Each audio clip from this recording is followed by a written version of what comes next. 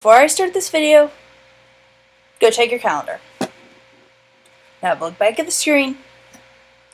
Go check your calendar again. Now back to the screen. According to my super awesome Doctor Who calendar, it's February. But according to it, it is February 5th. That is a Wednesday. But I'm not Leah. So you are correct in the fact that it is a Wednesday. But no, I'm not Leah.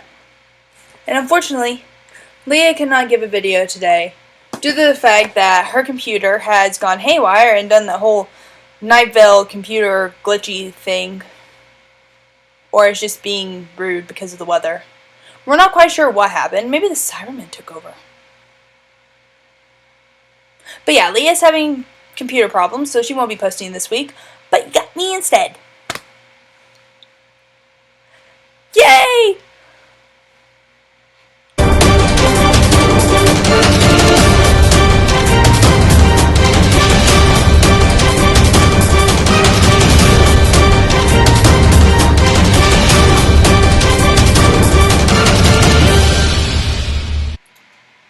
Okay, so before I start, I will mention that not everyone is a fan of crossovers, and that's perfectly okay. I completely understand. You just want to be a fan of the straight fandom. No fandom is straight. Let's just get that out now. But if you want to just be a fan of the plain out fandom with no add-ins or whatever, that is perfectly okay. That is fine. I am a fan of many fandoms that I just like that fandom there and nothing else added in. However, if you are a fan of crossovers where you bring in material from other fandoms and you put it in to your fandom and you mix those two fandoms together, two or more fandoms together, then, you know, good for you. You go. You express your feelings for those fandoms, and sometimes it's just easier to like combine the two and be like, hey, it's easier to like these two together than it is to like them apart. I'm going to okay, so going on, there are many different types of crossovers, and crossovers can come in tons of different forms. Some crossovers can come in forms as simple as you take characters from your fandom and you put them in the world of another fandom. That counts as a crossover even if you do not have characters from the other fandom. Like, one of the huge ones that everyone does for like everything is a Hogwarts AU, or Hogwarts Alternate Universe, where they take characters from some different fandom and they put them in Hogwarts. Give them houses, send them through Hogwarts adventures. That's something that happens with every fandom. It doesn't matter which fandom you are in. Chances are there's a Hogwarts AU out there somewhere for your fandom. So that's one example. That could also be used with, like, Percy Jackson. You take him and put him in Camp Half-Blood. Give him demigod parents and all. Not demigod parents, but you know what I mean. Other AUs come in different forms or not AUs, crossovers come in different forms, where you actually introduce characters from each fandom, and you, like, have them interact and go on adventures together and all that fun stuff. Two big crossovers like that are, well, two of my favorite crossovers like that are, well, I have a few, but two big ones, Super Hulock and Rise of the Brave Tangle Dragons. Sorry, my alarm is going off. I was washing my jacket downstairs in our laundry room. I'll have to go get that in a minute. But yeah, Super Hulock and Rise of the Brave Tangle Dragons. Now, I get a lot of crap. I've mentioned before that I get a lot of crap for liking Rise of the Brave Tangle Dragons.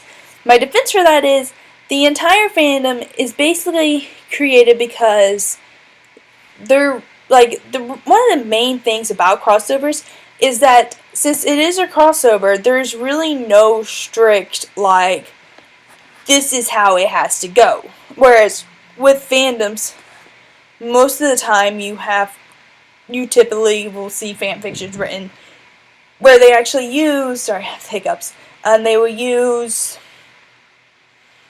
like the actual canon. With crossovers, it is perfectly acceptable to completely ignore the canon, and that is fine. Like, you can either have the choice of ignoring the canon for all the characters, ignoring the canon for some characters, or using the canon for all characters, though that sometimes is pretty tricky, and throwing it all together into some big batch of casserole soup stuff that's just amazing. That sounded better in my head. But yeah. So, there's actually been, and sometimes, you get, my final version of crossovers that I will mention, sometimes you actually get crossovers that are put into the show and or book, by the writers, or props department, or by someone, and when that happens, it is the most glorious thing ever. Now, usually there's never any, like, huge, this is actually happening, except for if you're on Disney Channel. Disney Channel and actually Nickelodeon are the worst for doing this. I say worst when actually I can't really argue because I want this to happen more than anything with Super Hulock, but they are the worst for doing this. And I'm talking about The Sweet Life of Raven, or something like that, or Wizards on Deck, or stuff like that. You know what I'm talking about. Where they actually combine the characters from the different shows and actually put them together. And Disney Channel is the worst for this. And as is Nickelodeon, with their tween shows that honestly kind of just scare me. But, yeah. So you guys know what I'm talking about. If you understand what those are crossovers. As much as I hate to admit it, those are crossovers.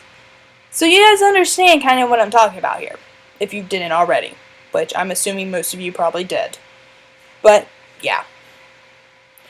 But there have been times on, especially Supernatural, is bad for this, of having references to other fandoms, like once I don't have the picture of it, unfortunately, but, the picture in, like, on the front of the magazine, first or second season, that has the Cybermen on the front of the magazine in a Supernatural episode.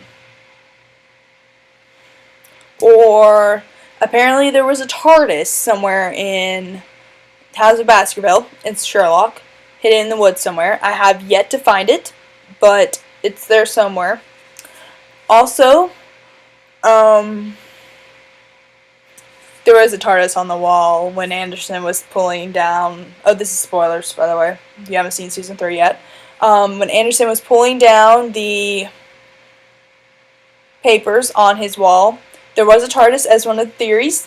Though, frankly, that entire episode was written from Tumblr, so, yeah, of course there was a TARDIS on the wall. Also, the Snowman episode in Doctor Who, he was dressed as Sherlock, talked to the guy with the voice of Gandalf, who told him winter was coming. Boom. So, yes, basically summary of crossovers. They need to happen, or they don't need to happen. Either way, I would watch them if they ever did happen. Crossovers can be a good thing, or they can be a bad thing. Yeah? Alright, so, bye guys, I'll see you Monday.